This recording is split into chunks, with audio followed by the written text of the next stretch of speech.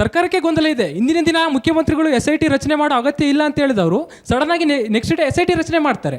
ಹಾಗಂತ ಒಂದು ಯಾವುದೇ ಒಂದು ಆಧಾರ, ಒಂದೇ ಒಂದು ಪುಟದಲ್ಲಿ ಬರೆಯುವಷ್ಟು, ಒಂದೇ ಒಂದು ಬಸ್ ಟಿಕೆಟ್ ಅಲ್ಲಿ ಬರೆಯುವಷ್ಟು ಆಧಾರ ಇಲ್ಲದೆ ಒಬ್ಬ ವ್ಯಕ್ತಿ ಆರೋಪ ಮಾಡ್ತಾನೆ ಅಂದ್ರೆ ಅದಕ್ಕೆ SIT ರಚನೆ ಮಾಡ್ತಾರೆ ಅಂದ್ರೆ ಇನ್ನು ಇಂತಹ ಅದೆಷ್ಟೋ ಪ್ರಕರಣಗಳಿದಾವಲ್ಲ, ಅದಕ್ಕೆಲ್ಲ SIT ರಚನೆ ಆಗ್ಬೇಕಲ್ಲ. ಕರೆಕ್ಟ್. ಈ ಪ್ರಶ್ನೆ ಜಿನೈನ್ ಆಗಿರುವಂತದ್ದು. ಬಟ್ ಈ SIT ರಚನೆ ಆದಾಗ ನಂಗೆ ಯಾಕೆ ಖುಷಿ ಆಯ್ತು ಅಂತಂದ್ರೆ ಒನ್ಸ್ ಫಾರ್ ಆಲ್ ಇದು ಕ್ಲಿಯರ್ ಆಗುತ್ತೆ ಅಂತ ನಾನು ಖಂಡಿತವಾಗಿ ಖುಷಿ ಪಟ್ಟೆ.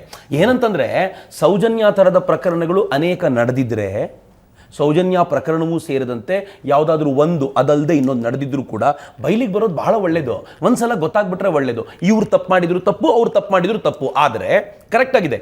ಆದರೆ ಏನು ಗೊತ್ತಾ, ಸರ್ಕಾರಕ್ಕೂ ಒಂದು ಅನಿವಾರ್ಯತೆ ಏನಿತ್ತು ಅಂತಂದ್ರೆ ನಂಬಿದವ್ರು ಇದ್ರಲ್ಲಪ್ಪ ಎಲ್ಲರೂ. ಇದು ನಂಬ್ಕೊಂಡು ಕೂತಿದಾರಲ್ಲ, ಅಕಸ್ಮಾತ್ ಸರ್ಕಾರ ಕೊಡದೆ ಹೋಗಿದ್ರೆ ಏನಾಗಿರ್ತಿತ್ತು ಗೊತ್ತಾ?